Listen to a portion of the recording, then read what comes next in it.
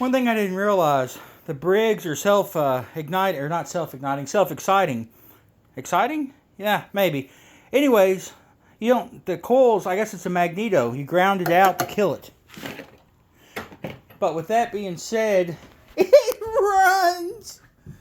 Oh, I'm so excited. I bet it's been 10 years since I drove one of these. Shoot, maybe longer than that. Let's get you set up here for just a second.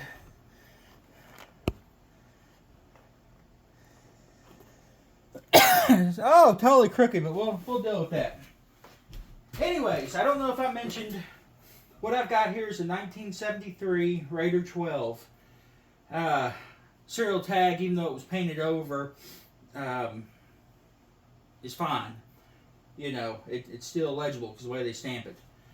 But anyways, I've been doing some thinking on this. What's it been, 3 or 4 days I've had this now? I am not going to keep the orange. I like red wheel horses. I like tractors and equipment to be their factory color. But I think what I'm going to do is I may keep the orange under the hood. It's kind of a remembrance of the history of this, tractor, what it's been. The exhaust is completely cobbled up and 100% needs to not be the way that it is. I've got stuff ordered for the dash to get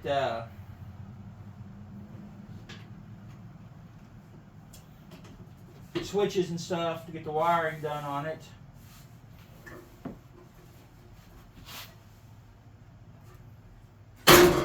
Bottom of the seat pan, I'm going to leave that as well. The boy I bought this off of said that this has been replaced because I guess they picked it up by the steering wheel, I think he said, and tore a bunch of stuff up.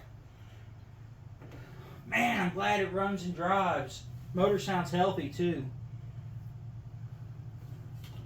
Go ahead and get that gas. I heard that these carbs like to leak. Not so much the Briggs & Stratton, but the fact the cheap Chinese one, so I will definitely have the valve for that. I got front tires and rims coming. They're going to be 18s. I've got a new fuel tank coming. It should be here Thursday.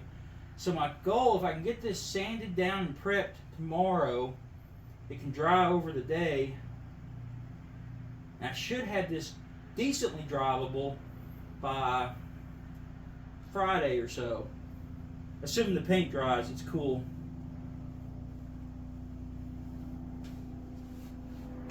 I don't know, keep the dash tower black or paint it. I may keep it black too. I'm kind of digging the black. Modifications, I talked about those. I don't think I'm going to do any.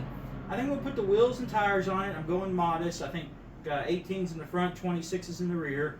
When I get the fronts on, I'll be able to measure my width and height to see for sure what size I need. I'm not going to reinforce tie rods or do any of that stuff. I'm going to, get it a good running solid tractor so I can get out there and play around in the fields with it and upgrade stuff as needed. Pretty slick. I'm excited.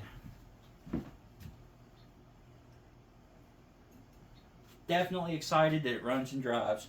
Anyways, quick little update. I know it's nothing exhilarating, but it's still neat. I did, the kid told me it had carburetor issues, and he showed it running with his hand over it. But the fact that half of it's missing could be part of the problem. This one doesn't have a hose for a pulse intake. How does that go? Oh, I bet it's on the cover. There's a block. Now, I did replace the hose going to it. I'm assuming what it's doing is it's pulsing, using that as a pump. It's just all built in the carburetor.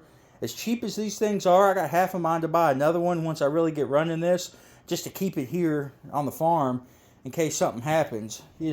How good is a $26 $26 carburetor going to last?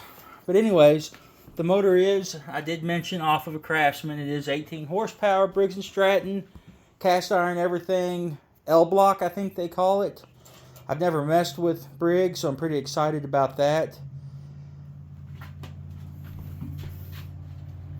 Well, like I say, I wanted to do just a little update on it, just a little something something. So, you guys be good and be safe, and we'll catch you next time.